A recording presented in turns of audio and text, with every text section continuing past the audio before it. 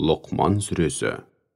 Рахман, әрі аса рахымды Алланың атымен бастаймын. Әлиф, ләм, мим. Бұлар бастан аяқ хикметке, даналыққа толы кітаптардың аяттары. Ол кітап Алланың өздерін әрдайым көріп бақылап тұратынын үнемі жадында ұстап, игі істер істейтін ізгі жандар үшін тура жолдың қайнар көзі, һәм тұнып тұрған рахым. Ол мүміндер намазды кемеліне жеткізіп, үзбей әрі уақытлы оқиды. Зекетті толық береді және ақиретке титтейде күмән келтірместен кәміл сенеді. Олар Раббыларынан келген нағыз тура жолда, әрі олар екі дүниеде де азаптан құтылып, мақсат мұраттарына, нағыз жетістікке жететіндер. Адамдар арасында ешқандай ілімге сүйенбестен, немесе ешкімге сездірместен, ел жұртты Алланың жолынан адастыру әрі кітаптағы ғибратты тәмсілдер мен мысалдарды мазаққа айналдыру үшін алдандыратын арзан сөздерді сатып алып, ел жұртқа әңгіме қылып айтатындар бар. Яғни, елдің көңілін діннен, ақиқаттан басқа жаққа бұрып, алдандыру һәм ғапылдыққа түсіру мақсатында жалған тәмсілдер мен мысалдарға, яки арзан күлдіргі әңгімелерге арнайы тапсырыс беріп, жер жаһанға жария ететіндер бар. Міне соларға қор қылатын ауыр азап бар. Ондай бейбаққа аяттарымыз оқылғанда, оны естімегендей сыңай танытып немесе екі құлағы бірдей бітеліп таскерең болып қалғандай, тандайсыған күйде сырт айналып кетеді. Ендеше оны жан төзгісіз азаппен сүйіншіле. Ал иман келтіріп, имандылық талаптарына сай өздерін һәм қоғамды түзетуге бағытталған игі де жақсы істер істегендерге келсек, оларға нығметке толы жәннат бақшалары бар. Олар сол жәннат бақшаларында мәңгі бақи мекендейді. Бұл Алланың хақ уағдасы. Ол азиз, бәрінен үстем әрі ұлы, хаким, әр үкімімен әрісінде көптеген хикметтер болатын асқан даналық иесі. Ол көктерді өздерін көріп тұрғандай тірексіз жаратты. Айналғанда сендерді шайқалтып, теңселтпесін деп, жерге мызғымас берік қазықтар, таулар қағып қойды. Әрі онда саналуан тіршілік иелерін жаратып жайды. Сондай-ақ аспаннан жауын жаудырып, онда жұп-жұп мен түр-түсі, иісі, дәмі, жемістері жағынан неше алуан өсімдіктер өсірді. Міне, осының бәрі Алланың жаратқаны. Ал одан өзгелер не жаратты? Қане көрсетіңдерші. Алайда, Аллаға өзгелерді серік етіп қосқан һәм көпірлік қылған залымдар бәрібірде анық адасуда. Расында Лұқманға, қарымына Аллаға шүкіршілік ет деп, хикмет дарыттық. Кім-дегім шүкіршілік етсе, тек өз үшін шүкіршілік етеді. Ал кім көпірлік қылса, шүбәсіз, Алла ғани, ешкімнің шүкіршілігіне мұқтаж емес. Бар байлықтың, түгесілмес қазыналардың жалғыз иесі, хамид, бар мақтау мен шексіз шүкіршілікке әбден лайық. Бірде Лұқман ұлына, балам, Аллаға серік қоспа. Біле білсең, оған серік қосу ең үлкен қиянат деп насихат айтты. Біз адам баласына, ата-анасына барынша жақсылық жасауды бұйырдық. Анасы оны әлсіреген үстіне әлсіреп, қинала жүріп көтереді. Оның емшектен шығуы да 2 жыл алады. Ендеше, уа адам баласы, маған және ата-анаңа шүкіршілік ет. Ақыр соңында маған қайтасың және істеген істерің үшін жауап бересің. Егер олар менен өзгенің құдай бола алмайтындығы жайлы іліміңе қайшы келетін соқыр сенімді ұстанып, сені маған серік қосуға итермелесе, ондай жағдайда ол екеуіне мойынсұнба. Алайда дүниеде олармен жақсы қарым-қатынаста бол, үнемі қарайласып тұр. Сондай-ақ маған бар ықыласыңмен бет бұрған, тек менің разылығымды қалайтын жандардың жолына түс. Ақыр соңында бәрің де маған қайтасыңдар. Сонда дүниеде не істеп не қойғандарыңды жіпке тізгенді етіп өздеріңе айтып беремін де, жақсы жаман барлық істеріңнің қарымын қайтарамын.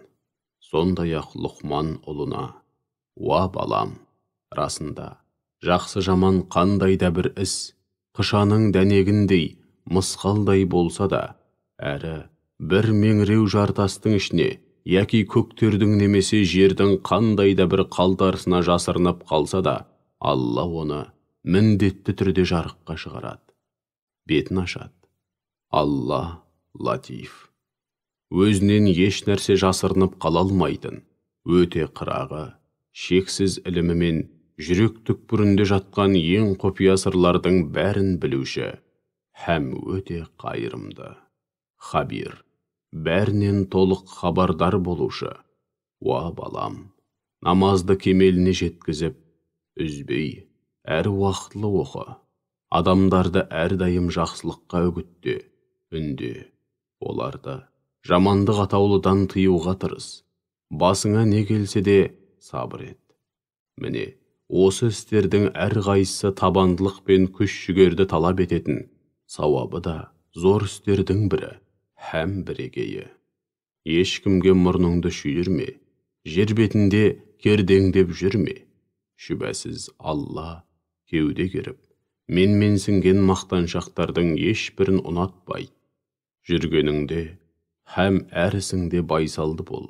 Сөйлегенде дауысыңды қатты көтерме. Біле білсең, ең сүйкімсіз дауыс, өңеші жыртылғанша ақыратын есектің дауысы. Уа адамдар, Алланың күллі аспан әлеміндегілер мен жердегінің бәрін өздеріңе бағынышты етіп қойғанын, сондай-ақ сендерді өзінің жария һәм жасырын заттық әрі рухани мұншама нығметке кенелткенін көрмейсіңдер ме? Адамдар арасында ешқандай ілімге, нақты дәлелге, яки жүрек пен ақыл ойды нұрға бөлейтін иләһи кітапқа сүйенбестен Алла жайында таласып тартысатындар бар. Оларға Алланың түсірген кітабына еріңдер, соны ғана басшылыққа алыңдар делінсе, олар: жоқ, біз ата-бабаларымыздан не көрсек соған ереміз, соны ғана басшылыққа аламыз дейді. Сонда шайтан оларды адасқан аталарының жолына түсіріп, жалындаған жаһаннам азабына шақырып жатса да ма? Ал кім-дегім Алланың өзін көріп бақылап тұрғанын терең сезінген, әрі игілікке жаны құштар жан ретінде бар ықыласымен бір Аллаға бойсұнса, онда оның шүбәсіз өте берік тұтқаны ұстағаны. Барлық істер ақыр соңында бір Алланың алдына барады.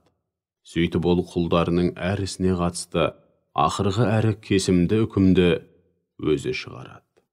Кім-дегім күпірлікте қасарысса, оның күпірлігі көңіліңе қаяу түсірмесін. Ақырында бәрі бізге қайтады. Сонда біз олардың не істеп не қойғанын өздеріне жіпке тізіп айтып береміз де, түгелдей жауапқа тартамыз. Анығында Алла олардың істерін ғана емес, көкіректердегі бар сырды, яғни ондағы ойлар мен ниет пиғылдарды да өте жақсы біледі. Біз оларды азғантай ғана уақыт өмір сүргізіп, қу тіршіліктің қызығын көрсетеміз де, содан кейін барлығын күштеп, қалың, қат-қабат азапқа салып азаптаймыз. Олардан күллі аспан әлемі мен жерді кім жаратты деп сұрасаң, олар әлбетте амалсыздан Алла деп айтады. Ендеше Аллаға сансыз мадақ, шексіз шүкір, күллі болмыс әрбір жаратылыс оның құдіреті күшті жалғыз жаратушы екенін көрсетеді. Мұны тіпті мүшриктердің өздері де амалсыз мойындауда деп айтты. Алайда олар осынау ақиқатты амалсыздан мойындағандарының һәм өз сенімдерінің негізсіз екенін өз аузымен айтып тұрғандарының парқына бармауда. Күллі аспан әлемі мен жердегінің бәрі бір Аллаға тиесілі. Шүбәсіз Алла ғани, ешкімге һәм еш нәрсеге мұқтаж болмаған және ортаймайтын байлық иесі. Хамид, бар мақтау мен шексіз шүкіршілікке әбден лайық. Алланың хақ сөздерін жазу үшін жердегі ағаштың бәрі қаламға, Барлық теңіздер һәм соған қоса, дәл сондай жеті бірдей теңіз сияға айналса да, Алланың сөздері түгесілмейді.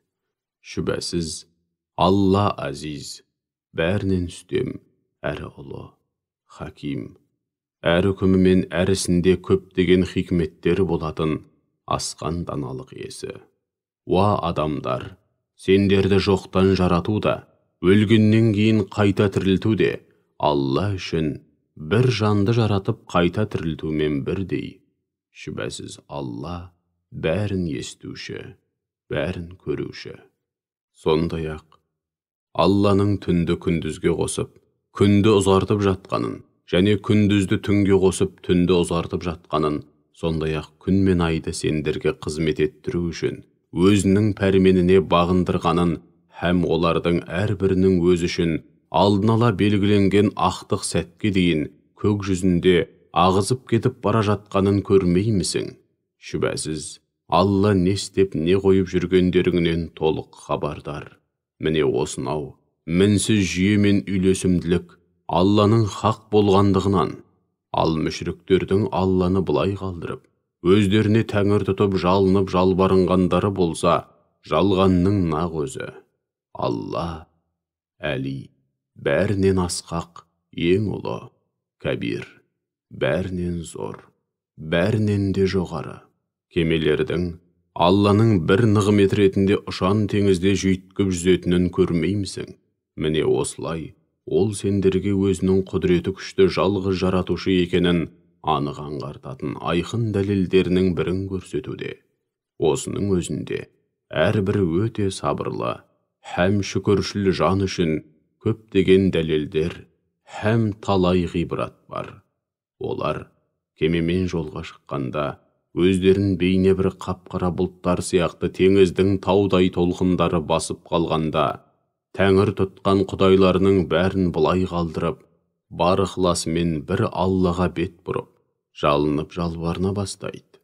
Алайда Алла оларды апатқа ұшыраудан сақтап, құрлыққа аман есен жеткізген кезде, араларындағы баз біреулері иман мен күпірлік арасында әрі-сәрі болып, тұрақсыз күй кешеді. Біздің аяттарымызда тек уәдесінде тұрмайтын опасыздар мен рахметі жоқ, пасықтар ғана жоққа шығарады. Уа адамдар, Раббыларыңды лайықты түрде ұлықтап, оған асылық қылудан қорқып, азабынан барынша сақтаныңдар. Сондай-ақ, әкенің бауыр еті баласына титтейде шапағаты тимейтін, баланың да әкесіне мысқалдайда себі тимейтін күннен қорқыңдар. Алланың уағдасы әлбетте хақ. Олай болса, дүниенің қу тіршілігі сендерді қызықтырып алдамасын. Сондай-ақ, әзәзіл сұм шайтан да сендерді Алланың кеңшілігіне, шексіз мейіріміне құр үміт арттырып, алдап соқпасын. Расында қиямет қайымның қай сағатта орнайтындығы жайлы нақты мәлімет бір Алланың құзырында. Жаңбырды да қалаған уақытында қалаған жеріне бір өзі жаудырады. Құрсақтарда жатқандардың да барлық қасиеттер мен ерекшеліктері бір өзіне ғана мәлім. Бірде бір жан ертеңгі күні не табатынын нақты білмейді. Сондай-ақ ешбір жан қай жерде өлетінін де нақты білмейді. Анығында бәрін лайықты түрде білетін, барлық нәрседен толық хабардар болатын бір Алла ғана.